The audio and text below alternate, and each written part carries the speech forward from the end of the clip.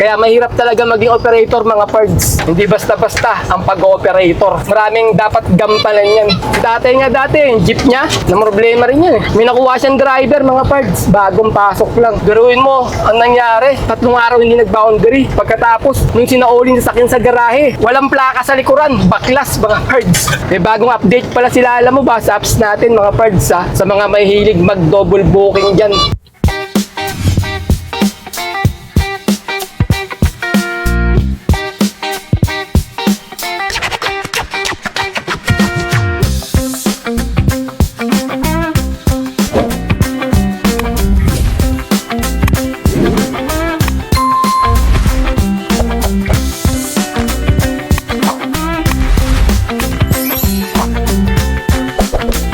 Good day mga pards! Today is another booking day na naman tayo. January 22 ngayon, Thursday, 2026. Time check tayo, 9:58 AM. First booking namin from San Bartolome going to Gulod, talagang 311. Ang layo ng pickup location ay 2 km. 1,000 kg to. Papunta na kami sa may pickup location. Good morning mga pards! Thursday ngayon, subukan ulit natin bumiyahe kay Lala Move. Tinanghali na naman kami ng biyahe mga pards. Ahahay! Nako! Pero ganun pa man, subukan pa rin natin kumita ngayon. Lagi lang tayong positive. Pag positive ka, yun ang mangyayari sa'yo syempre. Ngayong linggong ito ay ngayon lang kami nakabiyahe mga pards kasi na-busy kami ni tatay. Tsaka kahapon nagparehistro kami ni tatay kasi pasuna kami pagtapos ng January. Mamaya pagka na-pick up na namin tong first booking na to, sabihin ko sa inyo kung pagkano yung mga binayaran namin sa pagpaparehistro. Kaya papunta na kami sa may pick up location. Tignan natin mga pards ha, kung anong pipick upin natin. Pick up tayo mga pards, first booking natin. Ito yung pick up natin mga pards, oh. Cabinet 3 piraso. Yung mga pards, pick up natin. Naligo ka ba pag-uwi natin? Pag-uwi nyo? Okay. Nanigo. Alam mo, naligo ka kaya sumakit yung pato. Ayan. Saan mo pre? Nadiwa mo pre? Ayan na mga pards, yung pick up natin, 3 cabinet. Okay, na-pick up na namin yung first booking. Papunta na kami ng drop-off location. Ang layo ng drop-off location ay 2 km. Alright, let's go! Drop-off na tayo mga pards ng first booking natin. Ayun, nagbababa na nila yung cabinet. Turan natin mga pards. Ito yung kano mo.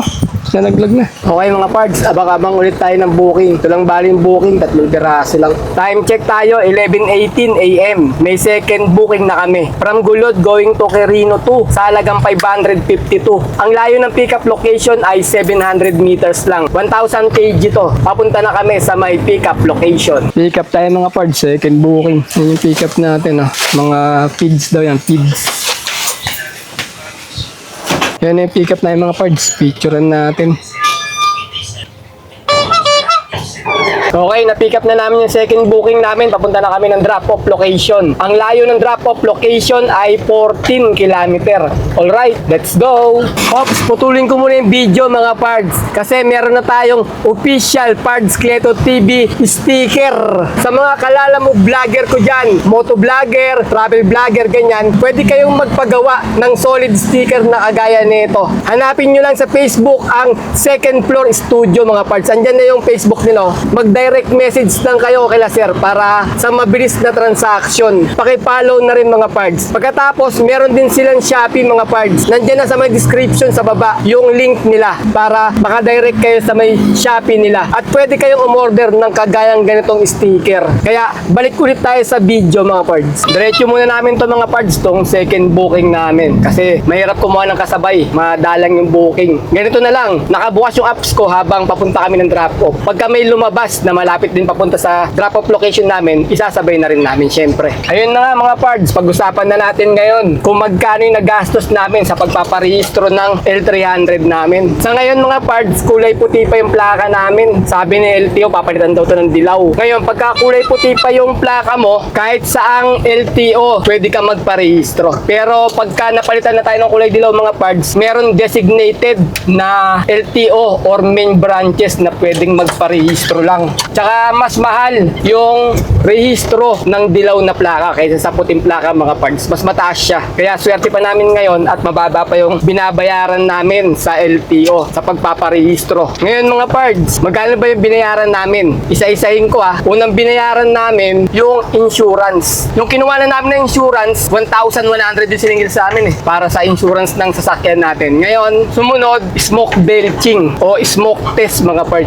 Smoke test natin. Ang binayaran naman namin doon ay 850. Pagkatapos, natapos na yung mga requirements namin kasi yun ang pinaka-requirements niya yung insurance tsaka yung smoke. Ngayon, sa LTO naman, ang siningil sa amin doon ay 2,117 mga parts. Yun ang pinaka-rehistro niya, 2,117. Tapos, galante si tatay nagbigay doon test ng sasakyan natin, binigay niya ng 100 pang merienda.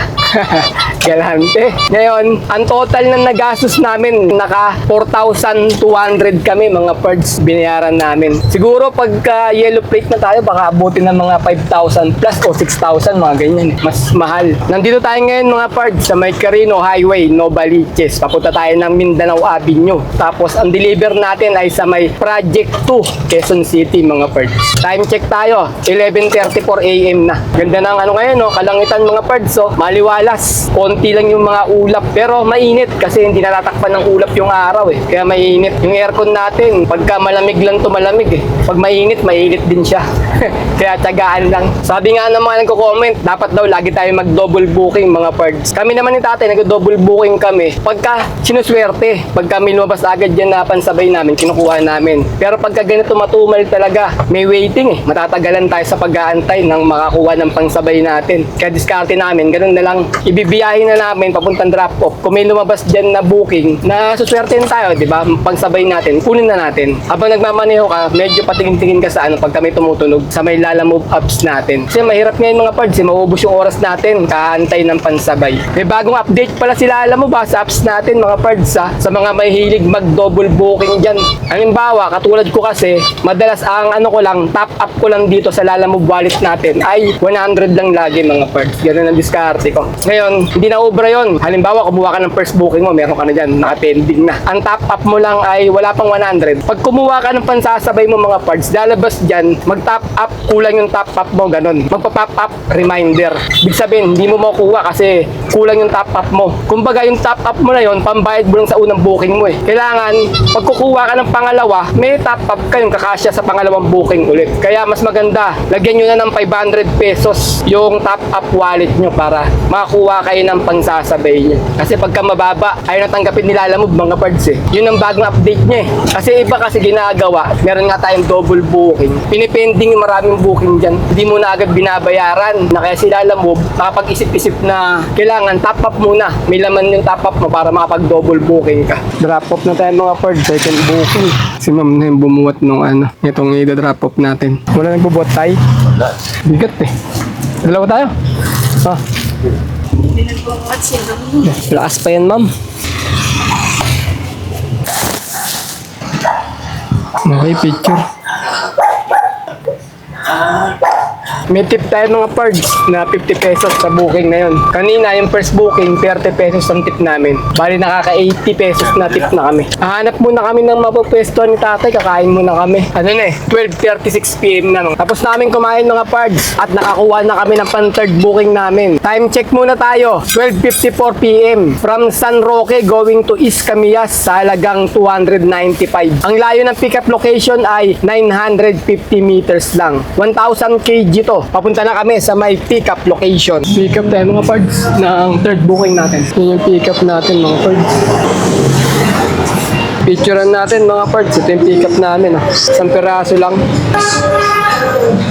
Okay, na-pick up na namin yung third booking namin. Papunta na kami ng drop-off location. Ang layo ng drop-off location ay 1.8 kilometer. Alright, let's go! Drop-off na tayo mga parts, third booking. Bilis namin, 10 seconds lang, nasa drop-off na kami. Sir, Kaylin po, deliver Lalamove. Ayan na mga parts, yun naman. Pa-picture lang ako, sir, Naubusan ng booking mga parts. Nandito kami ngayon sa may Camillas. Pero ano lang, Kamuning to Naik, 972. Tsaga-tsaga lang mga pards, hintay-hintay lang. Meron naman kahit papaano nakukuha ang booking. Hindi mo na kami namalayo ni tatay. Malapitan lang tayo mga pards yung mga kinukuha namin. Kasi mahirap lumayo ngayon, punta ka ng probinsya. Matumal eh. Dito nga sa Metro Manila, matumal eh. Ano pa kaya sa probinsya? Baka mahirapan tayo makakuha ng booking pabalik. Ganyan lang, isin biyahe lang. Abang-abang ka lang. May mga lumalabas naman eh. Ito, bibili kami ng fried siopaw, yung favorite ni tatay. Ay kami bumibili dito pag nadadaan kami dito sa may Kalayaan Avenue. Papak? Oo, 15 isa yata eh. Yan, bibili si tatay mga pards. Pero mamaya namin kakainin to, kakakain lang namin ng tanghalian. May nakuha kaming booking mga pards, pangapat na booking. Malapitan na naman. E. Rodriguez to E. Rodriguez sa halagang 331. Ang layo ng pick-up location ay 1.3 km. 300 kg lang to mga pards, malapitan. Papunta na kami sa may pick-up location. Pick-up tayo mga pards. Pang-apat na booking. Yan ang pick-up natin. Mangga, 6 na kain. Okay, picture. Doon na bayad siya no, sa drop-off. Okay, na-pick up na namin yung pang-apat na booking namin. Papunta na kami ng drop-off location. Ang layo ng drop-off location ay 700 meters lang. Alright, let's go! Drop-off na tayo mga pards ng pang-apat na booking natin. Ang bilis namin. 1 seconds lang. Sa drop-off na kami ni tatay. Baba na yung mga mangga mga pards. 6 na kain. Picturean natin mga pards. Ano na pala eh? Time check, 1:52 PM. May pang-5 booking na kami. From Amihan going to Manila, sa halagang 525. Ang layo ng pick-up location ay 1.3 km. 1,000 kg to. Papunta na kami sa may pick-up location. Ayun mga parts, pick up natin. Angle bar. Ano mo tayo? Yan. Pwesa mga parts, pick up natin. May isa pa yan, tay. May isa pang ganyan. Dalawa yan eh. Okay, yan pa isa. Dalawa balo mga parts. Yan yung pick up natin mga parts. Picturean natin, oh. Picture. Okay. 2:27 ng hapon mga pards. Nakakuha kami ng pangsabay namin, pang double booking. Bale, pang 6 na booking na namin to. From Socorro going to Mandaluyong sa halagang 392. Ang layo ng pick-up location ay 2.7 km. 600 kg lang to. Papunta na kami sa may pick-up location. Pick-up mga pards, pang 6 na booking. Hindi ba maano na tayo? Mabakli. Okay lang yan, ma'am. Flexible. Tayo, isa pa tayo. Dalawa yan. Saan mo? Ganyan lang. Ayun pala. Kasya na pala. Pick up natin mga pards. 2 halaman. Okay, thank you ma'am. Okay mga pards, na-pick up na namin yung 2 booking. Papunta na kami ng drop-off location. Ang uunahin muna namin ay Mandaluyong muna. Mas malapit yun eh, kaysa sa isang drop-off natin. Ang layo ng drop-off location ay 7.5 km. Alright, let's go! May nabasa ako mga pards sa group page ng Facebook, Lalamove Driver 1000 kg. Tanong niya, mga paps, tanong ko lang, tama ba pag boundary ang unit, tagkalahati kayo ng may-ari at ng driver sa maintenance or sa pagpapa-change oil ng unit? Pagka boundary ang unit mo mga pards, wala ka ng hati doon kung ikaw ang driver. Dapat sagot lahat ng ano yun, ng may-ari mga pards ng unit. Yung sira ng sasakyan, tsaka yung pagpapa-change oil o mga maintenance gaya ng mga gulong. Yan ang mahirap mga pards pagka operator ka. Sagot mo kung kailangan lahat talaga yun. Sa jeep, sa UV, sa taxi, ganyan.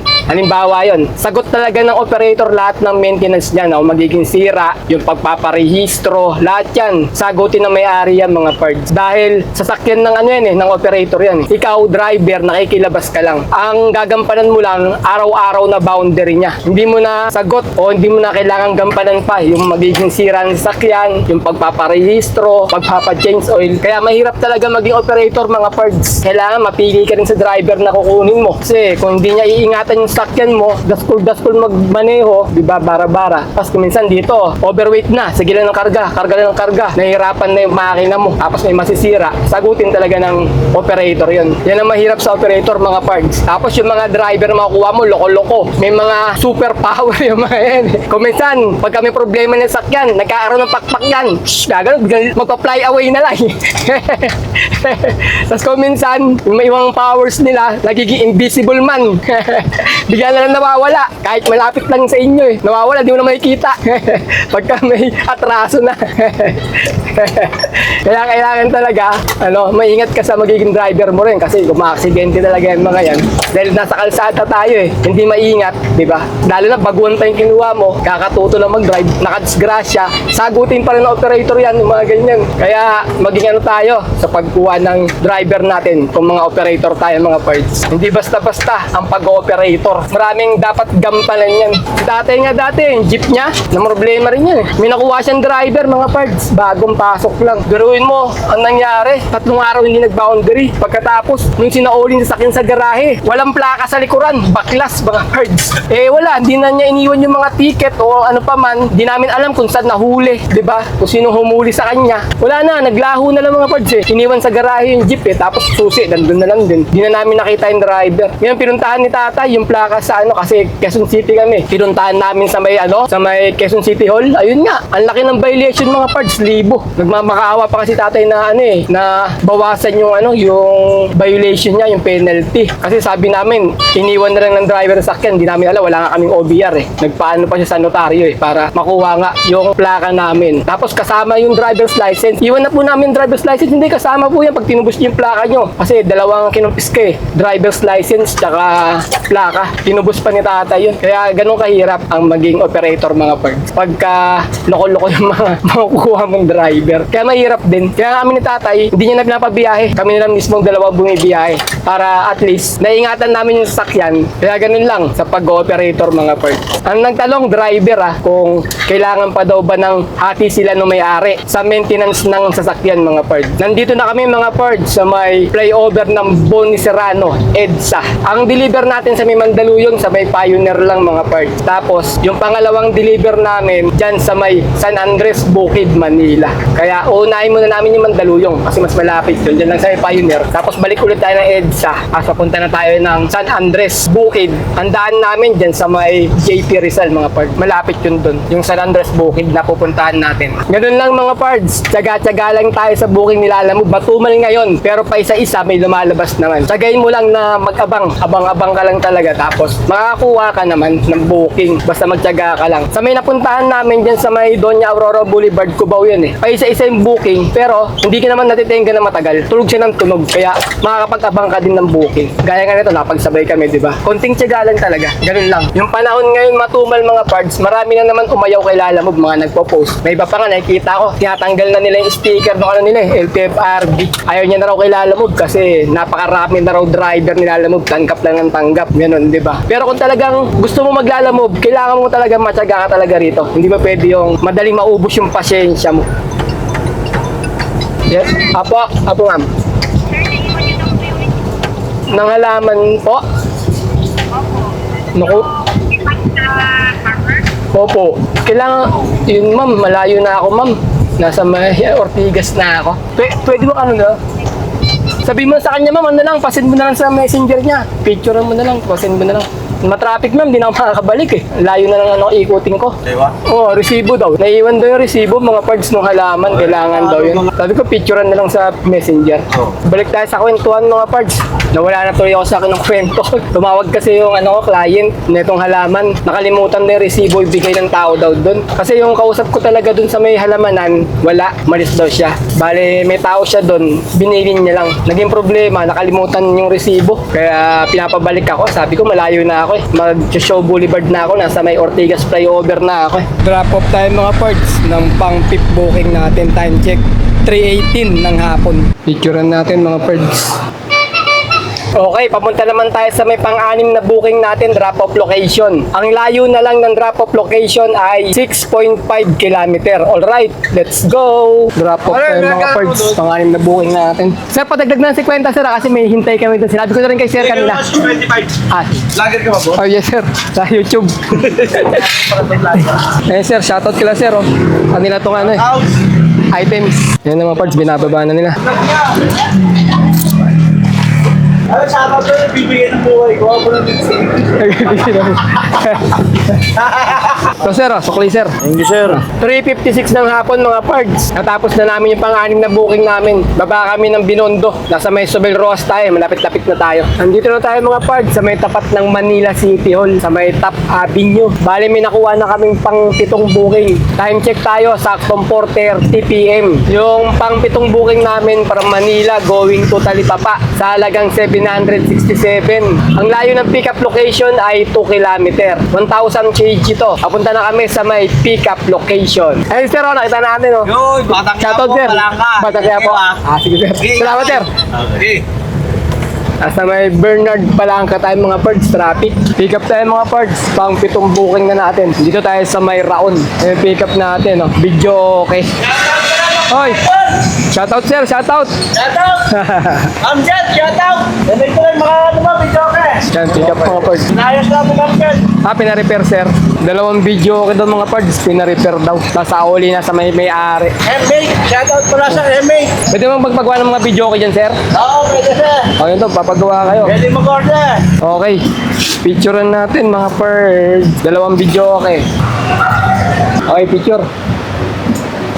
5:21 na ng hapon mga pards, nag-aabang kami ni tatay ng booking. Kanina may lumabas siya na papuntang Nova proper. Malapit din yun sa may deliver namin nito nung Talipapa. 700 plus din, 1,000 kg. Diyan lang sa may Alonso lang, ang lapit lang. Hindi namin nakuha. May lumabas na top up. Nagtaka ako, 300 plus naman yung top up ko, malaki. Kaya mga pards, yung top up ko, 378. Pero hindi pa rin namin nakuha yung booking. Kasi nagpapa-top up pa sila, alam mo. Big sabihin siguro mga 500, ganun. Manila, Cavite Street, Caloocan North. Ba yung Cavite tayo? Yan, lapit na kayo. Not na yan. Hindi natin. Puntang Caloocan North. 300 kg. Nakuha namin mga parts. Time check tayo. 5:24 PM. May pang 8 booking na kami. From Manila going to North Caloocan. Sa halagang 639. Ang layo ng pickup location ay 3.1 kilometer. 300 kg lang to. Papunta na kami sa may pickup location. Tinapot na kami ng gabi mga parts. 6:10 PM na. Alas 6 pasado. Mali yung pin location ng map nung pang 8 booking natin, yung papuntang Caloocan North. Sa may Cavite Street,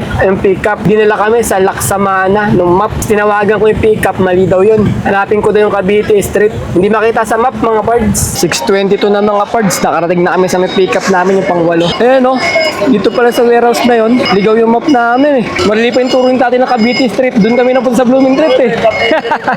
Meron din Cavite ron? Oo. Marami pa rin Cavite Street na to. Naligaw kami.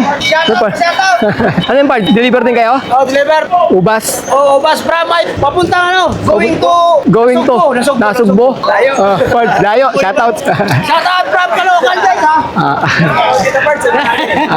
Ito na mga parts. Lubating na yung pick up namin. Naka forklift. 2. 3. Okay, na-pick up na namin yung 2 booking namin. Papunta na kami ng drop-off location. Ang layo ng drop-off location ay 13 kilometer. Alright, let's go! Drop-off tayo mga parts. Ang 7 booking. Ito tayo.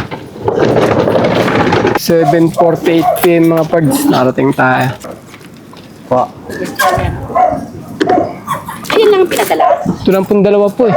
Yung ganito wala na. Wala po, yun lang po yung pinadala sa amin. Okay, papunta naman tayo sa may pang 8 booking drop-off natin mga pards. Ang layo na lang ng drop-off location ay 14 kilometer. Alright, let's go! Saktong alas 9 mga pards. Nakarating na kami sa may North Caloocan. Yun na, binababa na yung mga ubas.